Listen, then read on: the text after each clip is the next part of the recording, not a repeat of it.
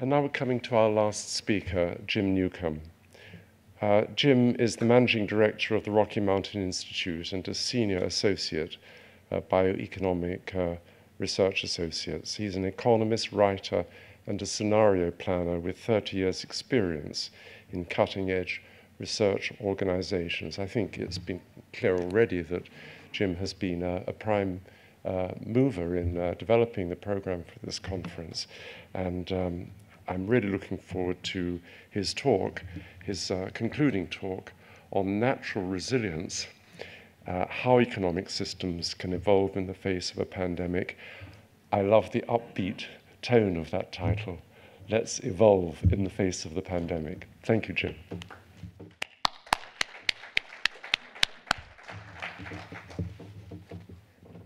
So I realized yesterday that I was actually the last speaker of the conference, and so I've tried to structure my comments in respect to that position, both as a bookend bearing some relationship to Brian's initial comments, and with respect to a lot of territory that we've covered in between.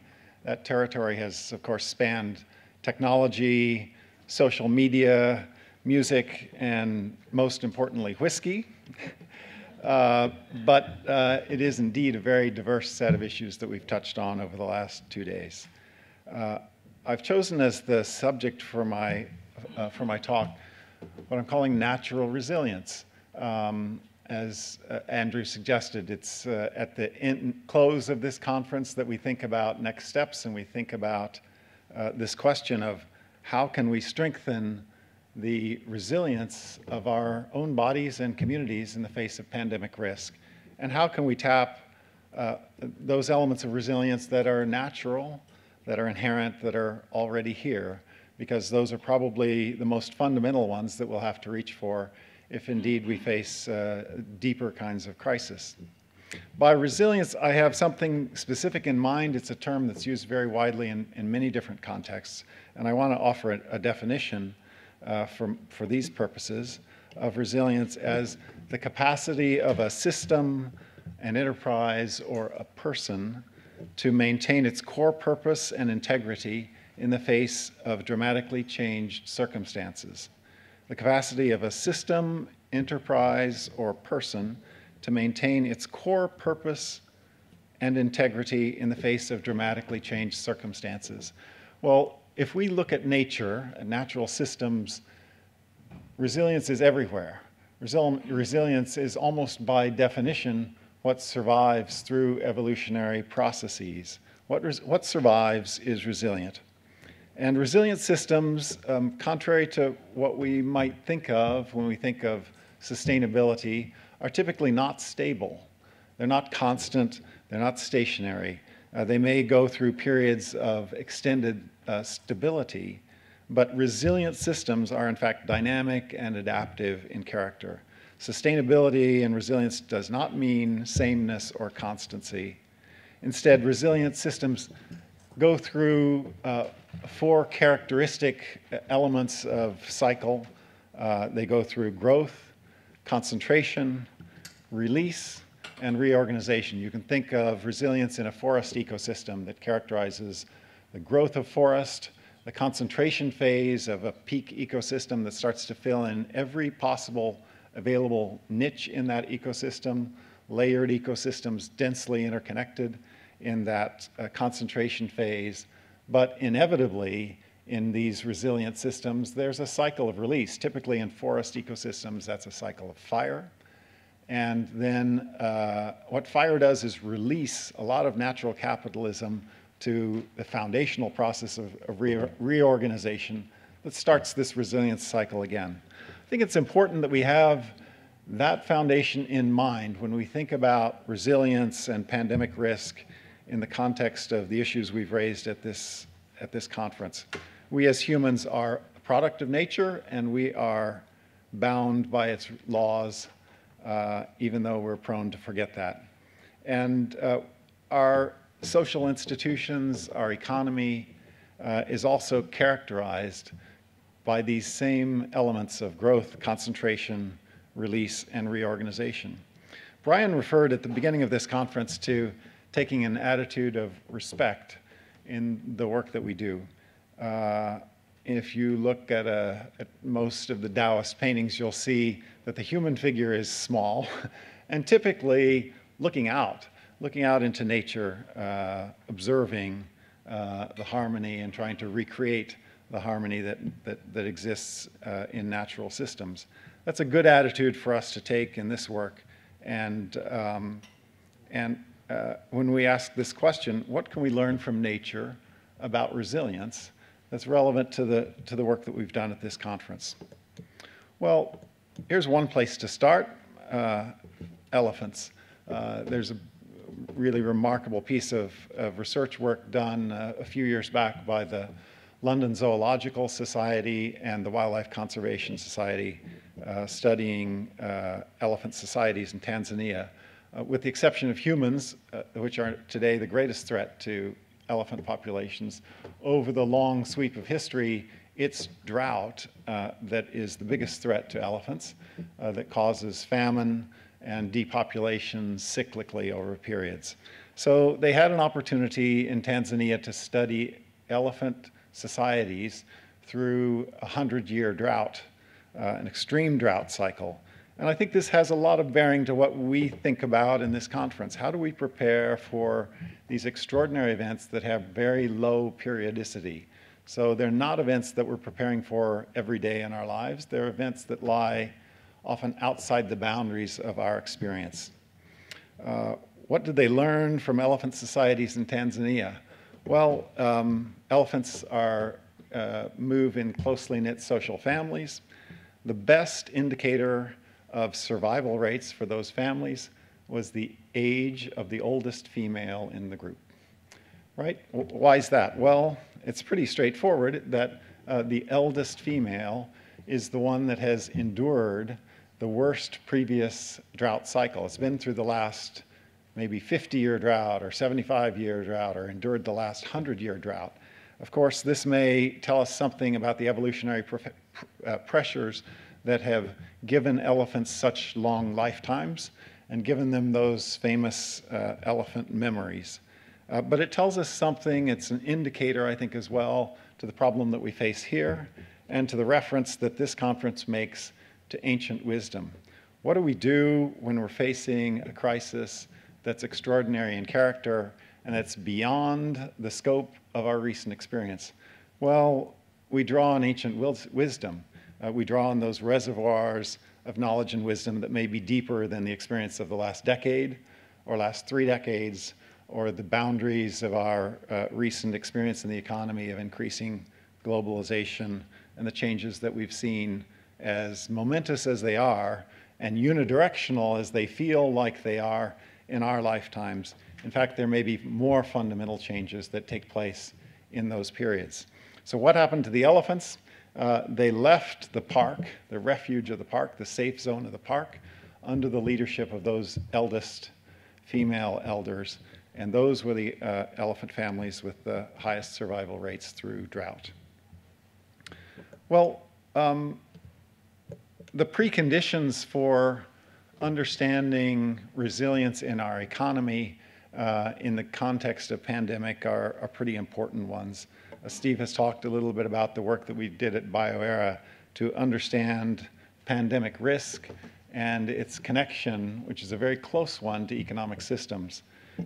There's a few things to say about this work. We learned a lot from SARS about this nexus of the economy, increasingly globalized economy, and the dynamics of disease, the dynamic of fear, and the implications of fear for the economic system as a whole. What happened in SARS that scared the world and that shook the global economy was a set of very dramatic events.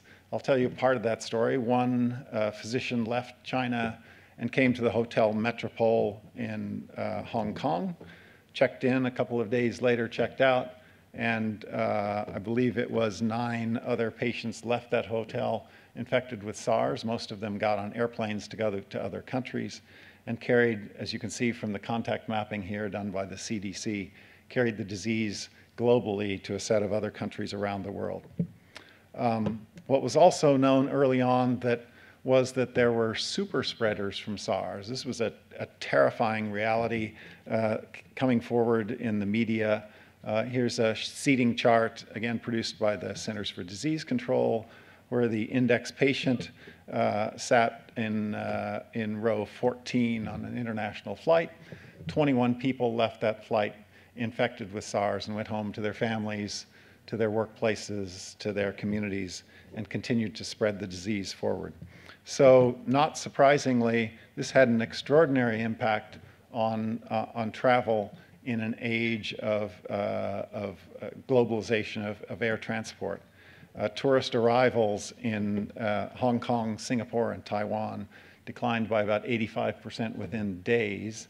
And of course, there was a cascading series of economic effects as a result of that phenomenon. As Steve mentioned, our estimates at BioEra were that SARS cost the global economy about $50 billion, of which maybe 1% to 2% were related to direct health costs and loss of work days. Most of the studies that you'll see of the economic costs of pandemic are based on analysis that's linear. That is, they look at the number of lost work days, they turn the crank on macroeconomic models and scale back output accordingly and give us a number that says, okay, for a certain number of deaths and lost work days, the cost of a pandemic will be, as in some of the figures that Steve just showed, $800 billion. Well, as Brian pointed to in his opening remarks, that hardly begins to describe the scenario that we probably really need to think about with the frame of reference of ancient wisdom when we think about the risks of pandemic, because of its potential for cascading effects into progressively deeper levels of the economy and society. It's not those lost work days at the top of that pyramid that Brian described that are important. It's the potential for cascading consequence on organizations, structures, and institutions. Just consider one thread of that potential cascade. If we think about debt, our economy depends on repayment of debt, right? When 9/11 occurred, we bailed out the airline industry with about $15 billion for a very, very short-term event. A pandemic would be a much longer duration event, leading to the same kind of debt crisis for the airline industry, but in series with similar debt crises for not only the airline industry, but many other industries in our economy. So it's easy to see an environment in which the fundamental institutions of our economy and our supply chains are very deeply challenged by the reality of pandemic. So what does that mean for our work together and our understanding of resilience and our work to build resilience as a result of this conference and the potential collaborations that we could launch here? I want to point to just a couple of things that stand out for me, and these are maybe the most obvious ones. They're things we've been talking about every day in this conference and really one way or another in every presentation. I think the fundamental thing is to say that when we talk about falling through that safety net at the top of the pyramid and deeper, progressively deeper changes in systems, our social systems, our health systems, our economic systems, we have to ask ourselves what we can do to return to the root. What can we do to return to the root of natural resilience? We heard a really interesting and simple example of that earlier in this conference with reference to the use of dandelion and honeysuckle antibiotics in the aftermath of a devastating earthquake that broke down all of the traditional response mechanisms that we count on, our technology systems, our police and first responder systems. What do we have? We have our neighbors, and we have a set of natural resources around us. And we may have a set of deep roots of spiritual resources that are part of what enables us to go forward at that moment. I'm thinking of a book that I read a couple of years ago. Some of you may have seen the movie The Road, based on Cormac McCarthy's book. Brian knows Cormac and shared an office with him for a few years in Santa Fe. It's a book about complete devastation of the society and the economy by some event that's not explained in the book, but all that remains is marauding bands of humans. There's no food. They're preying on one another. And there's a father and son traveling through this landscape. I read the book and was kind of blown away by it, and I said to Brian, what's the point of that? What is the point of that? What are we to take away from that? That's a pretty bleak message. And Brian said to me, it's a story of a father's love for his son. And I realized that I had missed the point of the book. A father's love for his son is the definition of resilience, if you want to think of it as that. It's that core mission or core purpose. And I want to suggest to you that that's what we have as natural resilience, is that kind of resource, our love for one another and our capacity to react from our core human nature. So there's some practical dimensions of that when we think about taking this work forward. We've done a pretty ambitious thing here. We've brought together two cultures. In some ways, the two cultures, the two economic institutions that are probably the most important ones for the future of the planet, not only its economy, but the well-being of its people. We've tried to talk not only across two languages in a literal sense of language, but we've talked across two languages from a scientific planning and preparedness paradigm of the conventional public health response mechanisms to a paradigm that is a little bit more mysteriously characterized by Bisong in her opening remarks with respect to energy and the domains of spirit that are also resources and part of the deep root or ancient wisdom that our cultures depend on. So we have a lot of work ahead of us to bring those languages together. And it's my hope and aspiration, and I think our common work, to try to bring those languages together across the deep divides, the differences that they represent. It's been an ambitious thing in itself to work through listening to translation, and we certainly have great reason to thank the agents of our translators who've been an important part of this conference. I also want to point to the work that we do and that we can do going forward and acknowledge it as similar translation work. That this work of a conversation between traditional Chinese medicine and the institutions and mechanisms that we have to look at pandemic preparedness, disease preparedness, and action are speaking two different languages. And if the group of us gathered here can be part of the community of translators, then we will have served our purpose well. So I want to close with two things. One is another one of those references to nature. As I said, that Taoist figure looking out at the landscape tells us something about what we can do by learning from nature. And I want to point to this organism. Its name is Deinococcus radiodurans, and it's explained by the Guinness Book of World Records as the toughest bug on the planet. It's what they call a polyextremophile. An extremophile is an organism that can endure in extreme environments, and this is a polyextremophile. It can survive dehydration, vacuum, acid, freezing,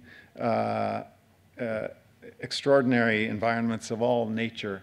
The most amazing, and the reason it carries this name, radiodurans, is that it can survive ionizing radiation of dosages that would destroy its DNA, break the DNA strand into hundreds, maybe 500 pieces, at dosages that would kill a human within minutes. So what's going on in radiodurans is that it is able to reassemble its DNA, those 500 fragments of DNA, within a few hours and resume its life. It's an aspiration or a hopeful signal for us that we can find in nature organisms that have the capacity to endure the most destructive kind of environments and to put themselves back together and to continue to grow and go on. And to me, that's the nature of the Tao. So I'll close with number 16 from the Tao Te Ching, according to my favorite translation.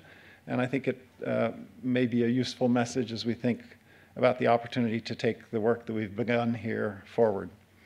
Attain complete emptiness, hold fast to stillness. The 10,000 things stir about, I only watch for their going back. Things grow and grow, but each goes back to its root. Going back to the root is stillness. This means returning to what is. Returning to what is means going back to the ordinary. Understanding the ordinary, mind opens. Mind opening leads to compassion. Compassion to nobility, nobility to heavenliness, heavenliness to Tao. Tao endures, your body dies. There is no danger. Thank you.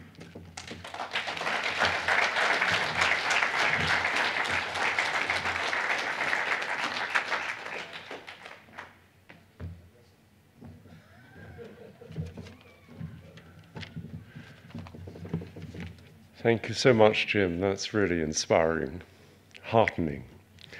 I love the way that you pointed to the elephant to remind us to be able to draw on our deep roots, our historical roots, and indeed how that takes us to Taoism and to China and the cultural history.